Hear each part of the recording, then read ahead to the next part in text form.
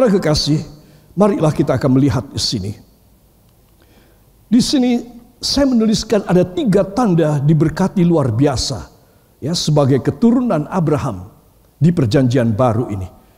Saudara, kita akan membaca di depan dari Lukas 5 ayat 26. 1, 2. Semua orang itu takjub lalu memuliakan Allah dan mereka sangat takut. Katanya, hari ini kami telah menyaksikan hal-hal yang sangat mengherankan.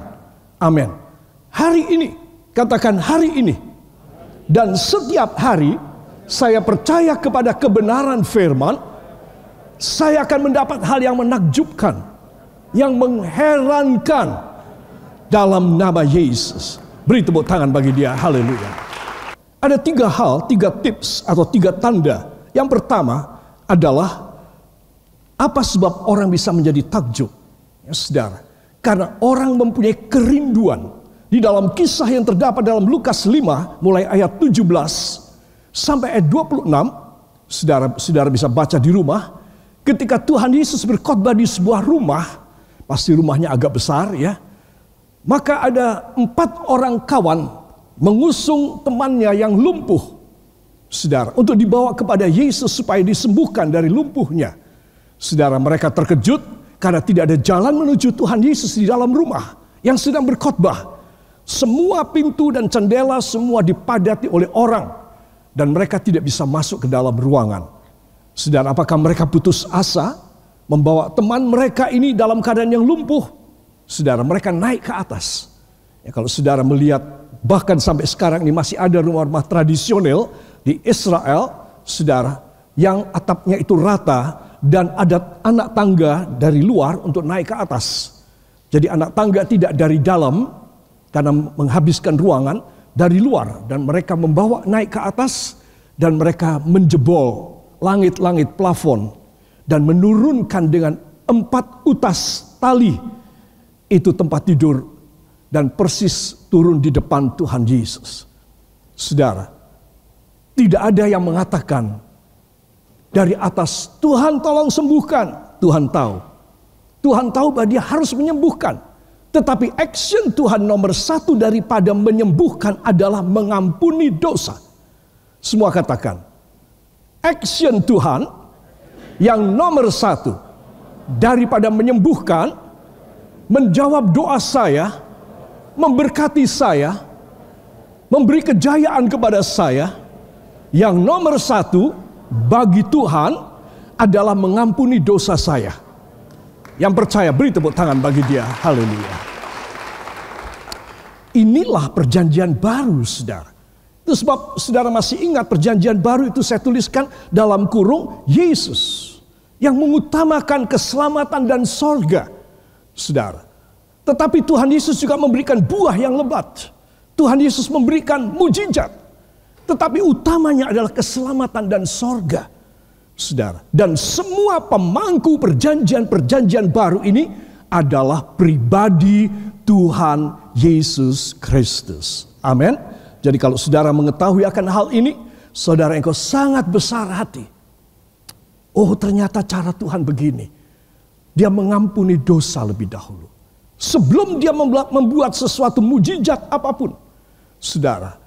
Nah, orang-orang Farisi dan ahli Taurat yang sengaja ingin mendengar firman untuk menangkap apa salahnya orang yang menyebut dirinya Mesias yaitu Yesus sedang berkhotbah, di apa salahnya. Jadi mereka mengirim penyusup-penyusup para ahli Taurat untuk menangkap perkataan Tuhan. Ya, saudara, dan mereka akan memberikan sebagai satu tuduhan kepada Tuhan Yesus pada sidang Sanhedrin untuk dihukum orang yang menyebut dirinya anak Allah, orang yang menyebut dirinya Mesias atau yang diurapi, harus dibunuh, harus dihukum. Dia ini siapa? Dia ini anak Yusuf tukang kayu. Dari mana? Bukan dari Yerusalem, dari desa Nazaret. Berani-beraninya bilang mengampuni dosa orang. Jadi saudara di sini, apakah Tuhan tidak tahu? Tuhan tahu. Itu sebab walaupun Tuhan tidak mendengar kasakusuk mereka, Dan Tuhan sama sekali tidak tahu, saudara, bagaimana kasak-kusuk mereka, tetapi Tuhan tahu isi hati mereka. Itu sebab Tuhan di dalam khotbahnya dia berkata, menurut kalian mana lebih mudah mengatakan dosamu diampuni, atau angkat tempat tidurmu dan berjalan pulang? Saudara, dua-duanya tidak ada satu orang mampu. Ya, mengampuni dosa tidak ada yang bisa mampu kecuali Allah sendiri. Menyuruh orang lain, menyuruh orang lumpuh ini untuk bangkit berdiri dan berjalan, siapa yang mampu? Nah, Tuhan Yesus memberikan dua pilihan yang sama-sama tidak mampu, yang sama-sama mustahil. Saudara, di sini kita tahu bahwa sesungguhnya Tuhan itu ingin supaya tidak ada seorang pun dari antara kita yang menyanggah dan tidak percaya pada kuasanya, yang membuat satu tanda tanya dan pertanyaan, ini orang siapa? Mampukah Yesus menolong saya? Mampukah Yesus mengubah suami saya? Mampukah Yesus mengubah istri saya, anak saya, cucu saya, orang tua saya? Mampukah Yesus mengubah saya? Saudara, di sini Tuhan memberikan satu pelajaran yang sangat-sangat mudah dicerna. Ayo kamu pikir, lebih mudah mana mengatakan dosamu diampuni atau berdiri berjalan dan sembuh? Saudara, dan Tuhan Yesus melanjutkan, orang-orang yang kasak-kusuk ini, mereka semuanya diam. Dan Yesus melanjutkan, itu sebab, hai saudaraku, berdiri, angkat tilammu, berjalan pulang. Saudara, lihat, Tuhan bisa melakukan dua hal. Aku ampuni dosamu dan bangkit berdiri, berjalan pulang. Katakan, Tuhan Yesus mampu melakukan demikian. Tangan saudara. Satu, mengampuni dosa saya. Dua, membuat mujizat buat saya. Amin. Haleluya. Jadi bila mana saudara merasa, Tuhan, Engkau sudah mengampuni dosa hamba, kenapa hamba belum mendapat mujizat dari Engkau, Tuhan? Jawabannya adalah kurang percaya. Yesus sudah mengatakan pada pria ini, dosamu sudah diampuni. Sekarang bangkit berdiri, angkat tempat tidurmu. Orang ini bisa tidak percaya. Bisa apa tidak? Bisa. Jadi dia sudah diampuni, tapi dia tidak mendapat mujizat. Kenapa? Karena dia kurang percaya. Itu sebab kedua-duanya, katakan kedua-duanya harus ada dalam hidup saya. Pengampunan dosa dari darah Yesus dan iman yang tangguh. Ya, saudara. Saudara yang kekasih, ini tanda pertama. Semua katakan, hari ini saya rindu mengalami hal-hal yang mengherankan. Beri tepuk tangan bagi Tuhan. Haleluya. Tanda kedua, saudara, dari orang yang akan mengalami pekerjaan Allah yang luar biasa, yang bisa dikategorikan, bisa digolongkan, bisa dikelompokkan dengan kalimat bisnis keturunan Abraham. Ya, kaya, kian kaya, sangat kaya. Saudara, ternyata apa yang disebutkan Alkitab tentang kaya, kian kaya, sangat kaya ini ternyata bukan hanya soal materi, keuangan, harta benda, tetapi juga mengenai soal rohani. Katakan harta rohani dan keselamatan hidup saya. Ya, jadi saudara mesti tahu. Nah, tanda yang kedua adalah tanda baptisan, saudara. Jadi para calon baptisan akan sudah ada di dalam pelukan dari keselamatan Tuhan Yesus. Katakan amin. Ya, saudara, ya. Itu sebab saudara menunggu kapan kita akan mengadakan. Markus 16 ayat 16, saudara boleh mencatat, saya sudah jelaskan pada minggu kemarin. Barang siapa yang percaya dan yang dibaptis akan diselamatkan. Saudara, bagaimana dengan mereka yang tidak dibaptis, yang gak selamat? Jelas, ya. Analognya demikian. Jadi kalau saya dan saudara kita percaya kepada Kristus dan kita dibaptis, kita selamat. Semua katakan dengan catatan hidup benar. Amin. Ya. Ayat yang kedua dalam baptisan air adalah Galatia 3 ayat 27. Barang siapa yang dibaptis di dalam Kristus sudah mengenakan Kristus. Mengenakan. Asli ada. Ya, baju saya asli dalam. Saya mengenakan ini. Ya, jaket safari ini. Saya mengenakan jaket ini, saudara. Nah, mengenakan Kristus berarti saudara punya asli di dalam. Saya punya asli di dalam. Ditutup oleh Kristus. Dus baptisan air itu mempunyai fungsi yang dahsyat sekali. Saudara, Tuhan menjagai saudara sebagai biji matanya yang terlindung sama sekali. Amin. Mungkin saudara bertanya, katanya Tuhan melindungi, kenapa ada si atau si B? Atau ibu gembala yang meninggal karena COVID, saudara, itu urusan lain. Ya, katakan itu urusan Tuhan Yesus. Saudara, Tuhan itu memanen, pada masa ini Tuhan panen banyak orang-orang pilihannya. Hamba-hamba Tuhan dipanen. Ya, seperti Tuhan memegang satu malaikat yang gagah perkasa dalam Wahyu dikatakan, memegang sabit. Dan dia menyabit satu kali. Sering. Dia menyabit. Dan semua yang dia sabit, dia masukkan ke dalam kerajaan Allah.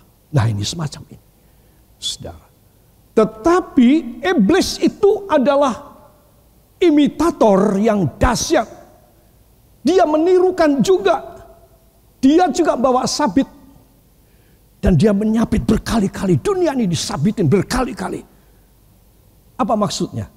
Dia juga mau panen jiwa-jiwa orang-orang yang murtad. Orang-orang yang menolak Kristus, orang-orang yang keras kepala dan gede endase, itu semua disabit oleh iblis dan masuk dalam neraka.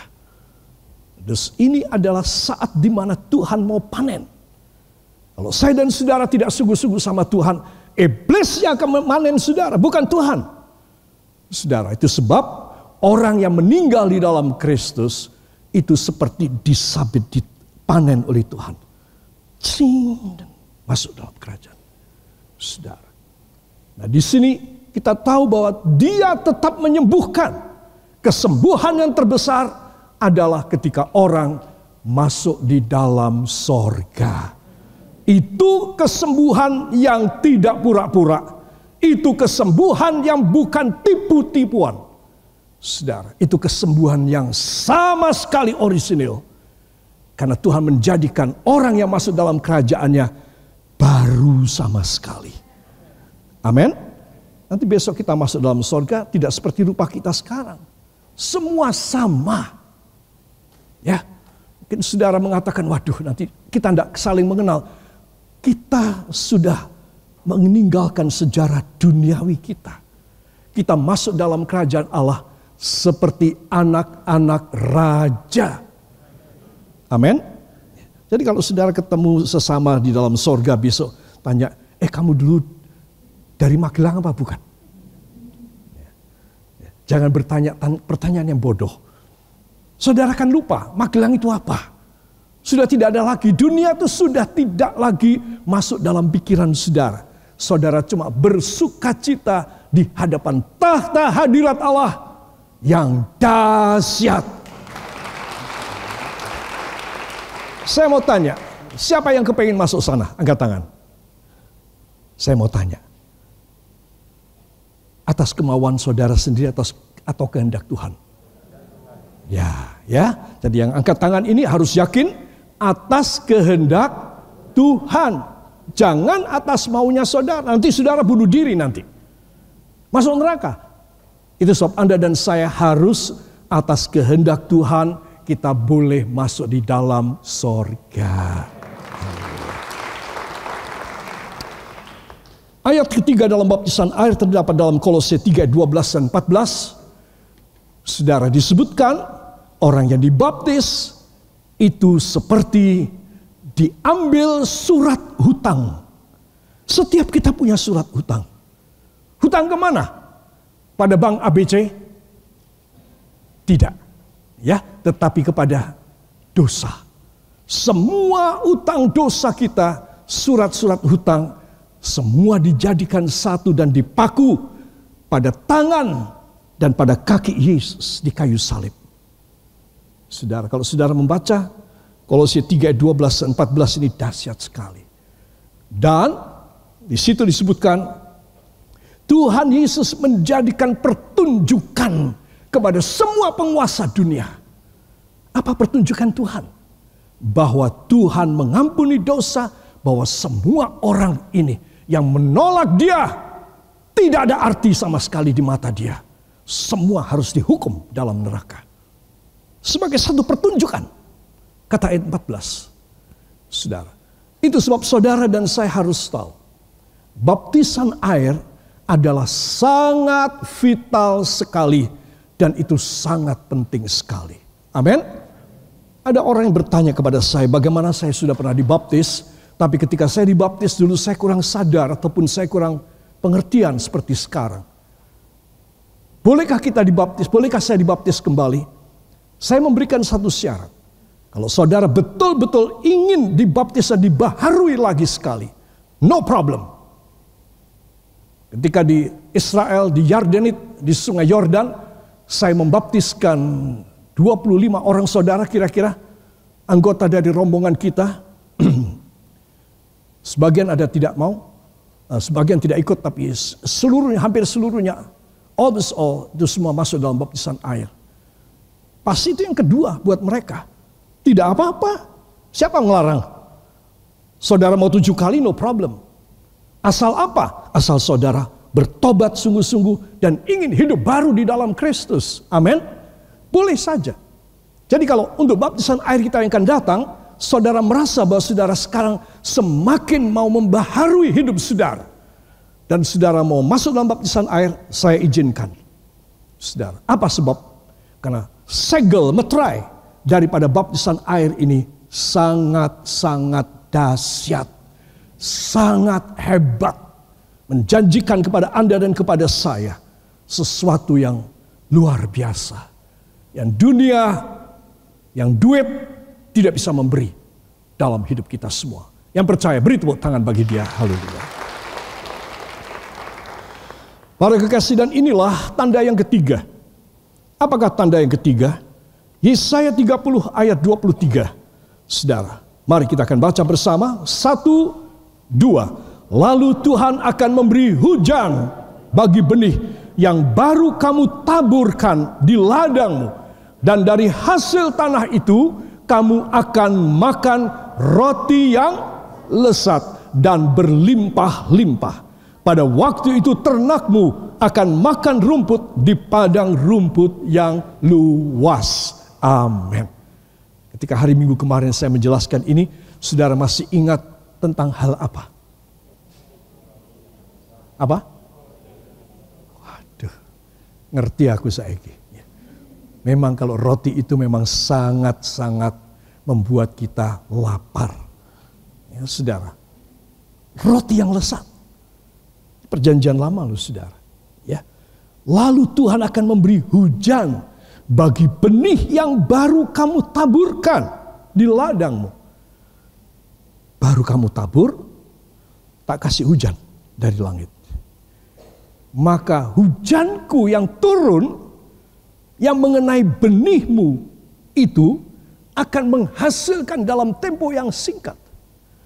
Saudara, dalam Kejadian 26, saudara membaca, maka Iska menabur dan pada tahun yang sama, katakan pada tahun yang sama, Iska menuai 100 kali lipat. Bukan 100%, 100% itu 2 kali lipat. 100 kali lipat. Wow. Engkau bisa, aduh Tuhan, kok bisa seperti ini Tuhan? Engkau mempercayai hamba, Engkau memberkati hamba, Engkau membuka jalan, Engkau membuat perkara yang besar Tuhan. Ya, aku membuat 100 kali lipat. Gak heran Iska, keturunan Abraham, diberkati luar biasa. Kenapa? Karena asal dia menabur, Tuhan turunkan shower, turunkan hujan, dan membuat benih itu segera muncul ke permukaan dan cepat berkembang, cepat berbuah, cepat matang. Saudara, sehingga apa yang terjadi? Sehingga dalam setahun Iska bisa panen 3-4 kali dalam tempo setahun. Sehingga hasil setahun adalah 100 kali lipat. Hebat sekali. Apa sebab? Karena Tuhan yang mengirimkan hujan dari langit buat semua benih yang ada di tangan Iska, dan dia menaburkan. Saudara, kalau saudara mempunyai benih, yaitu firman Allah, kalau saudara mau memberikan suatu pengorbanan, itulah benih bagi pekerjaan Tuhan.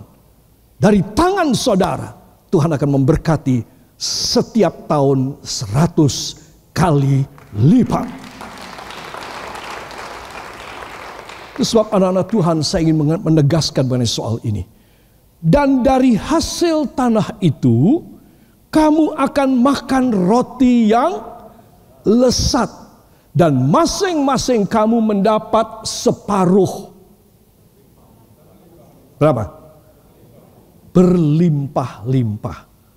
Ya, saudara. Dan setiap kamu bisa dari benih yang kamu tabur, yang aku berikan hasil 100 kali lipat, kamu akan bisa membuat atau membeli roti yang lesat. Berapa biji? Berapa? Berlimpah-limpah. Artinya sampai satu orang makan sudah sangat kenyang, bisa disimpan, besok dimakan lagi, kenyang masih ada lagi. Kenyang masih ada lagi. Dan bukan roti yang membosankan, tapi roti yang lesat. Saudara, hari Minggu kemarin saya menunjukkan seperti apa ya roti yang lesat itu. Ini dia. Ya. Wow banget. Ya, saudara, itu yang putih-putih bawah itu ya.